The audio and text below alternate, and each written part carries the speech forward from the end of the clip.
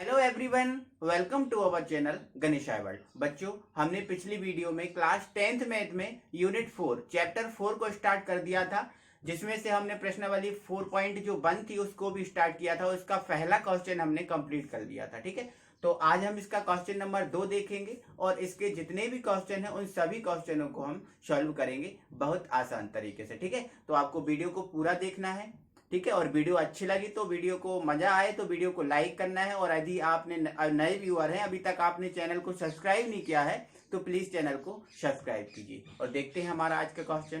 दोस्तों, 4.1 का दूसरा क्वेश्चन हमसे कह रहा है कि निम्न स्थितियों को द्विघात समीकरण के रूप में व्यक्त कीजिए। मतलब आपको कुछ नीचे स्थितियां दी गई हैं, उन स्थितियों को समझना है, पढ़ना है और उसको द्विघात समीकरण के रूप में देखना है, बताना है। ठीक है, तो जैसे आपको इसका पहली स्थिति दी है, ये पहली स्थिति है। ठीक है, और ये स्थिति आपसे बोल रही है कि एक आयताकार भूखंड है, उसका क्षेत्रफल 528 मीटर स्क्वायर है।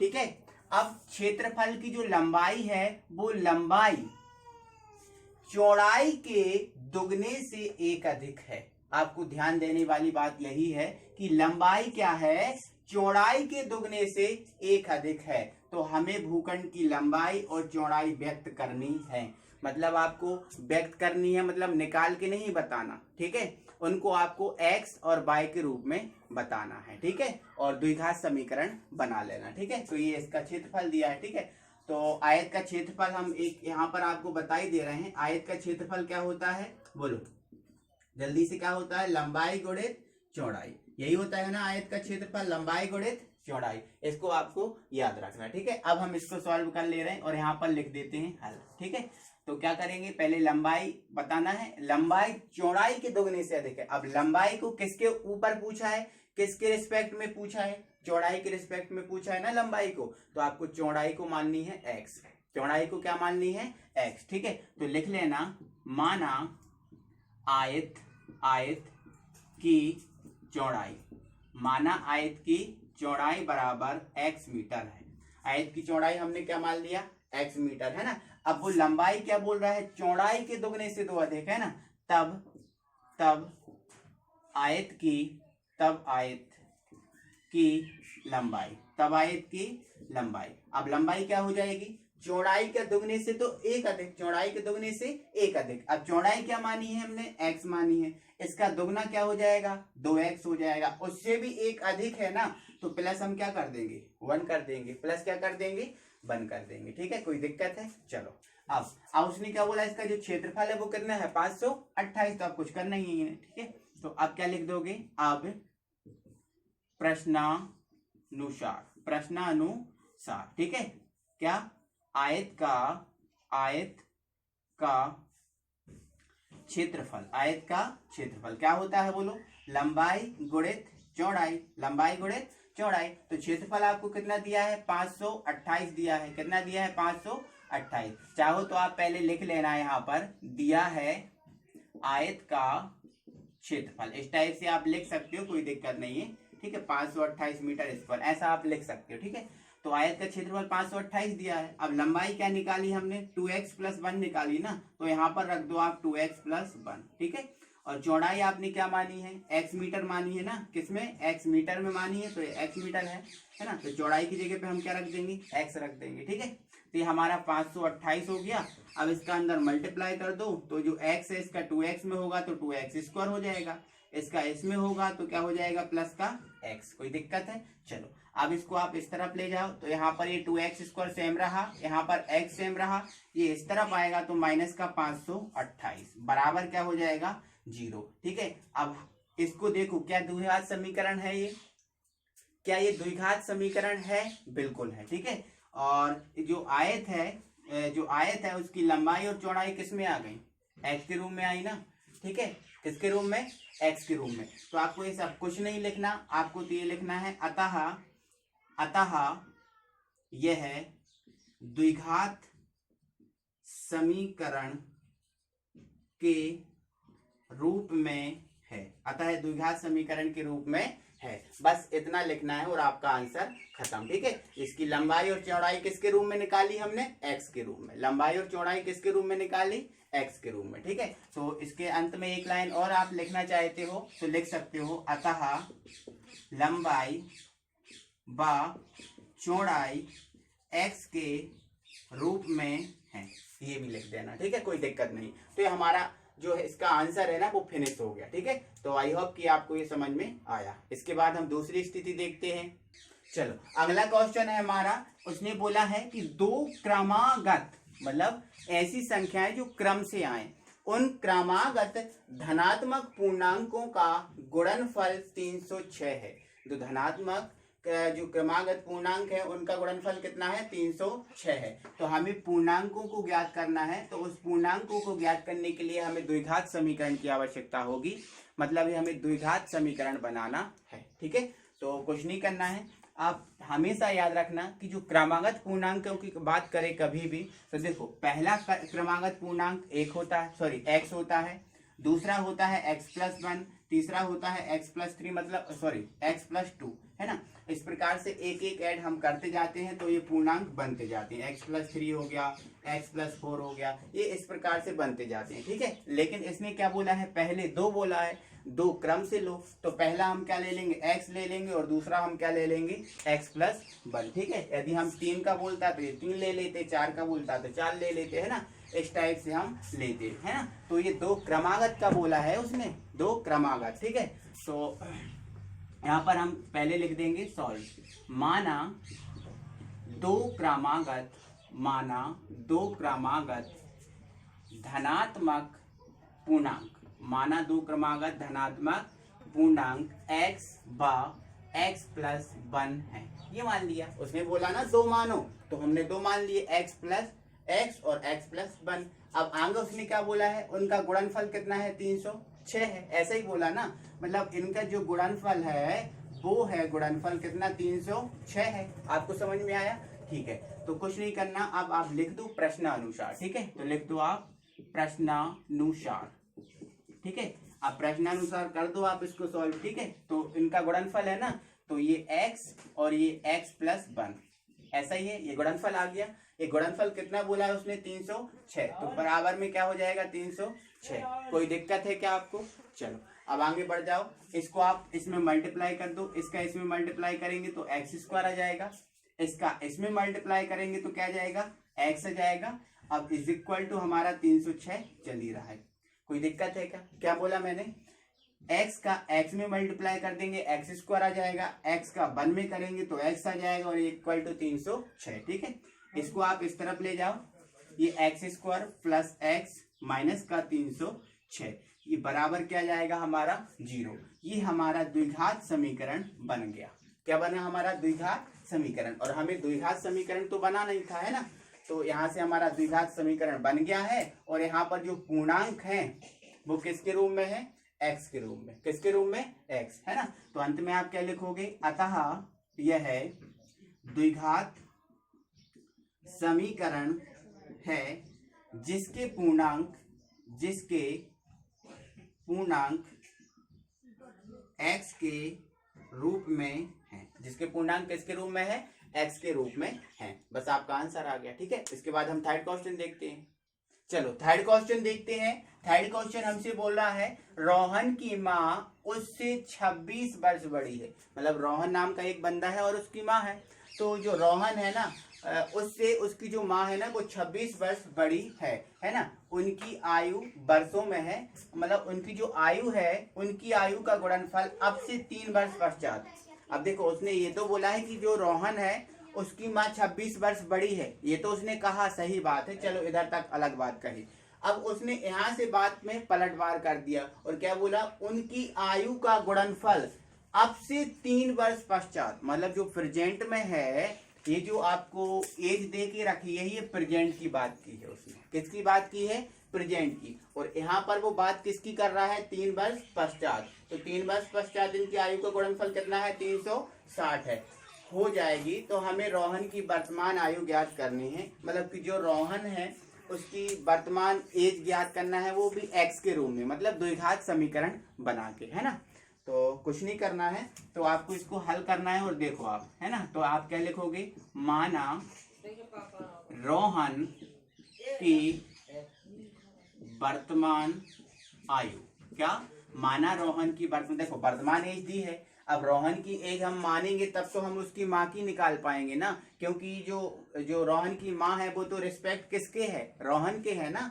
तो माना रोहन की आयु, वर्तमान जो आयु है वो क्या है, x वर्ष है, मान लिया हमने, ठीक है। अब ये x वर्ष है तो उसकी माँ उससे 26 वर्ष है, बड़ी है, तो x में हम 26 वर्ष जोड़ देंगे तो उसकी माँ की आयु निकल जाएगी, है ना।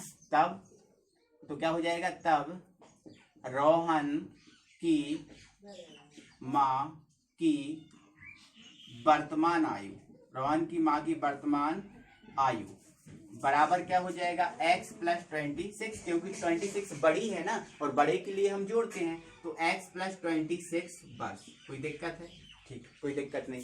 ये इसकी प्रेजेंट एज निकल कर आ गई। लेकिन उसने तो हमसे बात किसकी की है, 3 वर्ष पश्चात की है ना।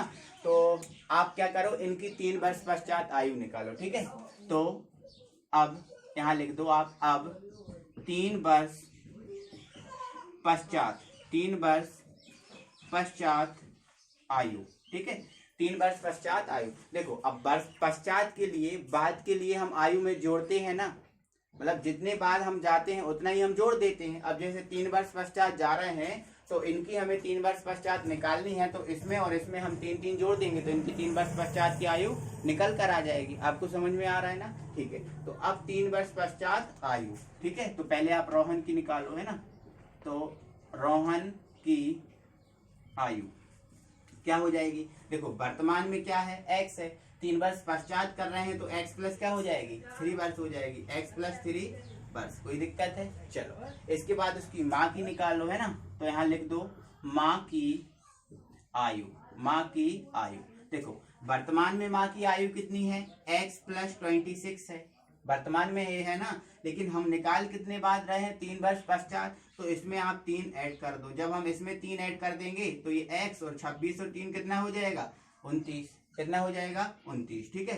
तो जो रोहन है उसकी वर्तमान, जो 3 वर्ष पश्चात उसकी एज कितनी निकल के आई, x प्लस 3, और उसकी जो माँ है उसकी एज कितनी निकल के आई, x प्लस 29, x प्लस 29, ठीक है।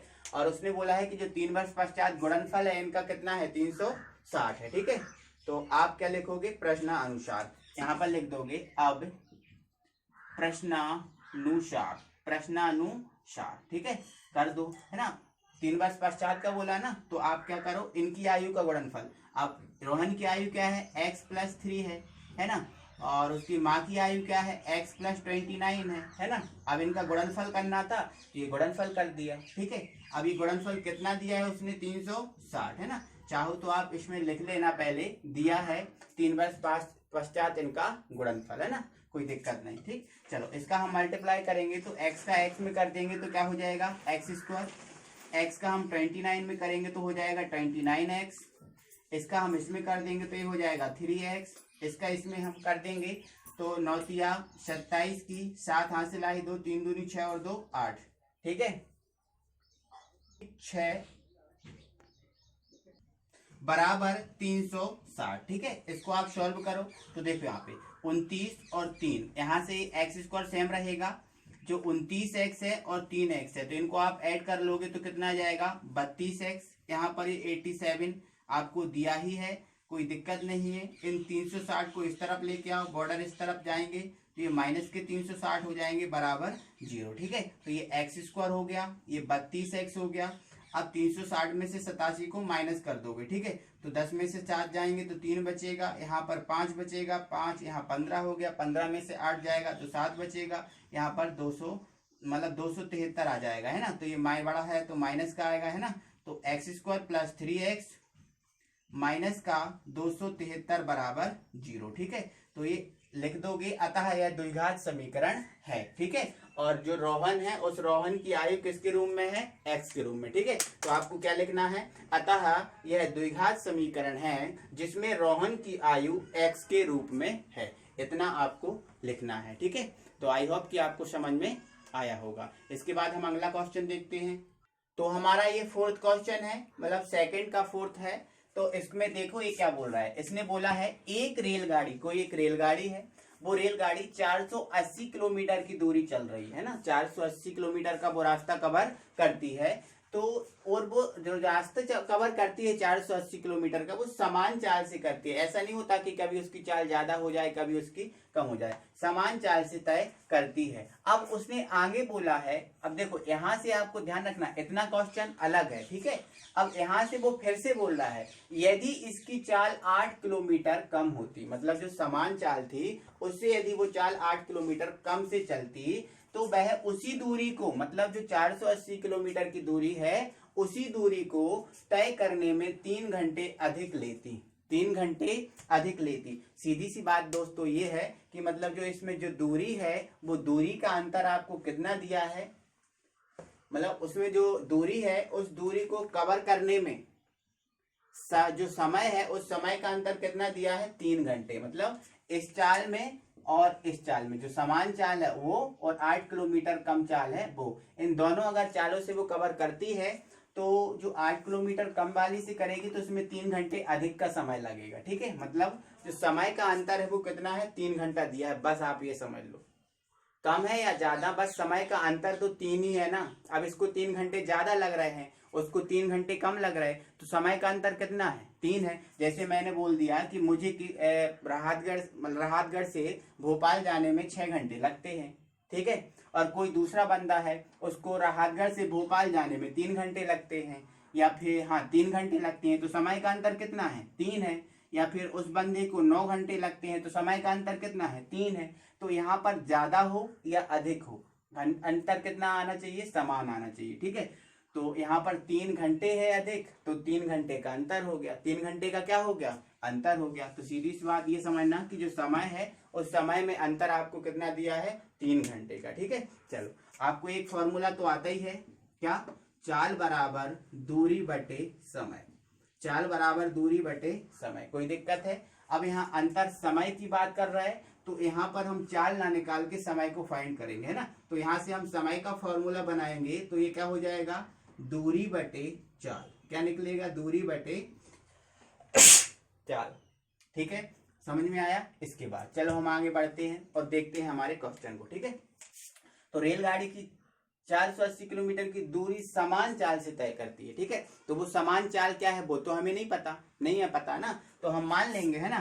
तो यहाँ पर हम लिख देंगे हल, या फिर हाँ हल लिख दिया, तो सबसे पहले आप लिख लो दिया है, ठीक है। दिया है कुल दूरी बराबर कितना दिया है, 480 किलोमीटर, यही दिया है ना, ठीक है। चलो, अब ये 480 किलोमीटर बस यही देखो, और बाकी हम क्वेश्चन पढ़ के निकाल लेंगे, ठीक है। तो पहले हम प्रथम स्थिति को देख रहे हैं, ठीक है, ये यहाँ से यहाँ तक पढ़ रहे हैं हम क्वेश्चन, ठीक है। चलो, कुल दूरी ये दिए है ना, तो अब हम प्रथम स्थिति, और यहाँ पर हम केस नंबर फर्स्ट डाल देंगे, केस नंबर फर्स्ट, मतलब ये हमारा केस नंबर 1 पहले हम कर रहे हैं, ठीक है। एक रेलगाड़ी 480 किलोमीटर की दूरी समान चाल से तय करती है, ऐसा उसने बोला। तो एक काम करो यार, पहले समान चाल मान लो, है ना। तो यहाँ लिख लो पहले, माना रेलगाड़ी की समान चाल बराबर, आप बोलो क्या मान रहे हो, यू मान रहे हो, भी मान रहे हो, एक्स मान रहे हो, वाई मान रहे हो, क्या मान रहे हो बोलो, यू मान ले रहा है, ठीक है। माना रेलगाड़ी की समान चाल यू किलोमीटर पर आर है, क्योंकि चाल तो किलोमीटर पर आर में ही लेनी पड़ती है ना, तो ये यू किलोमीटर पर आर है, समान चाल मान ली, ठीक है। अब ये समान चाल से 480 किलोमीटर की दूरी तय करता है, ठीक है। तो इसमें हम समय निकालेंगे, क्योंकि अंत में हमसे समय की बात की है, तो इसमें हम समय निकालेंगे, ठीक है। तब समय बराबर क्या होता है, दूरी बटे चाल, दूरी बटे चाल, यही तो निकाला। तो दूरी कितनी है, 480 किलोमीटर है, और चाल कितनी है, यू, चाल कितनी है, यू, तो ये लिख दिया हमने यू, ठीक है। तो ये हमारा समय निकल के आ गया, पहला वाला समय, ठीक है। इसको आप समीकरण 1 कर देना, ठीक है। तो ये हमारी कौन सी स्थिति है, केस फर्स्ट है, ठीक है। ये कौन सा केस है, केस हमारा ये फर्स्ट है, ठीक है। अब सेकंड केस में क्या बोला, यदि उसकी चाल 8 किलोमीटर कम कर दी जाए, यदि उसकी चाल 8 किलोमीटर कम कर दी जाए, मतलब जो पहले हमने क्या मानी, इसकी जो यू चाल मानी है ना, उसमें 8 किलोमीटर कम कर दी जाए, ठीक है। तो अंत में आपको लिखना पड़ेगा, यदि चाल 8 किलोमीटर पर आवर कम कर दी जाए, 8 किलोमीटर पर आवर कम कर दी जाए, है ना, तब रेलगाड़ी की चाल, तब रेलगाड़ी की चाल क्या हो जाएगी बोलो। पहले तो चाल कितनी थी, यू थी भाई, है ना। अब 8 कम कर दिया तो इसमें से 8 को हम क्या कर देंगे, माइनस कर देंगे। तो अब जो रेलगाड़ी की चाल है वो क्या है, you minus 8 kilometre per hour, है ना, u minus 8 kilometre per hour. कोई दिक्कत है, ठीक है। तो अब हम क्या लिखेंगे, इस चाल में जो समय निकलेगा वो समय निकाल लेंगे। देखो इस चाल से समय हमने निकाल लिया, अब इस चाल का समय हम निकाल रहे हैं, ठीक है। तब समय क्या होता है, दूरी बटे चाल, दूरी बटे क्या होता है, चाल। तो यहाँ से जो समय हम निकाल रहे हैं, तो दूरी कितनी है, दूरी तो दोनों के लिए समान है ना, उसने बोला ना, हाँ, उसी दूरी को बोला ना, उसी दूरी को मतलब जो पहले दूरी है वही, ठीक है। तो दूरी हमारी कितनी रहेगी, 480, और अब चाल कितनी है, u माइनस 8, तो u माइनस 8, ठीक है। तो अब जो है ना, अब का समय कितना निकला है ये, और जो पहले है वो समान चाल से चल रहा था तब उसका समय निकला था ये समझ में आया आपको क्या बोल रहा हूं मैं। अब जो पहले का जो समय है वो ये था, और जो अब निकला है 8 किलोमीटर जो चाल उसको कम करके, तो वो निकला है समय ये, ठीक है। तो उसने बोला है कि इसमें और इसमें, मतलब जो समय ये है और जो समय ये है, इन दोनों में 3 घंटे का अंतर है। कितने घंटे का अंतर है, 3 घंटे का अंतर है। तो इसको मैं यहाँ सॉल्व करके आपको बता रहा हूँ, इसको हटा दे रहा हूँ, ठीक है। चलो देखो इधर, अब समय का अंतर कितना है, 3 घंटे का है। देखो अब देखो u के रूप में अंतर ये दिखेगा आपको, और रियली में अंतर आपको ये दिखेगा, 3 दिख रहा है ना। तो पहले आप इसमें अंतर निकालो, ठीक है। तो इसमें अंतर निकालेंगे, इसमें और इसमें, ठीक है। चलो ये 480 हो गया अपॉन 480 अपॉन u माइनस 8, ठीक है। और यहाँ पर ये क्या है, ये लिख लिया और ये लिख लिया, अंतर निकालना है ना, तो इन दोनों का अंतर निकालेंगे, ठीक है। तो ये 480 अपॉन u, ठीक है। अब ये अंतर हो गया, अब ये अंतर इसमें u के रूप में अंतर है और रियली में अंतर कितना है, 3, तो इक्वल आप क्या कर दोगे, 3 कर दोगे। समझ में आया आपको, ठीक है। तो यहाँ पर आप चाहे तो लिख सकते हो प्रश्नानुसार, ठीक है। चलो इसको आप समझो आगे। अब आप करना क्या है, आपको एलसीएम लेना है, तो एलसीएम लो, तो क्या हो जाएगा, u और u माइनस 8, है ना, क्योंकि ये अलग अलग है तो इन दोनों का मल्टीप्लाई हो जाएगा, ठीक है। अब ये इधर जाएगा और ये वाला इधर जाएगा, इसको इधर ले जाओ तो ये हो जाएगा 480 u हो जाएगा, 480 u हो जाएगा। आपको समझ में आ रहा है ना, u है, ठीक है। अब ये इधर जाएगा तो ये 480 तो रहेगा, और ये u माइनस 8, ठीक है। तो ये u माइनस का 8 बराबर हमारा क्या चल रहा है, 3 चल ही रहा है, कोई दिक्कत नहीं, ठीक है। चलो इसको आपको सॉल्व करना है, इसका अंदर मल्टीप्लाई करना है, तो ये 480 u तो सेम रहेगा, ठीक है, ये u है ना, और इसका अंदर मल्टीप्लाई कर देंगे तो ये हो जाएगा 480 u, और अब 480 u का 8 में मल्टीप्लाई कर देंगे तो 8, ये माइनस माइनस तो पहले प्लस हो जाएगा, ठीक है। अब 8 8 क्या होता है, 8 हटेंगे 64 होता है, 64 की कितना हो जाएगा, 4 हासिल में 6, 8 चौके 32, और 32 और 6 कितना होता है, 38 होता है, ठीक है। और ये 0 है तो ये 0 रहा, ठीक है। चलो बराबर क्या चल रहा है हमारा, 3, कोई दिक्कत है, कोई दिक्कत नहीं, ठीक है। तो यहाँ से ये और ये तो आपस में कैंसिल हो जाएंगे। 1 मिनट भाई, ये रह गया था, इसको आप इधर ले जाओ, है ना, तो इसको इधर ले जाएंगे तो ये क्या हो जाएगा, 3u, और ये u माइनस 8, ये दिख रहा है इधर, ठीक है।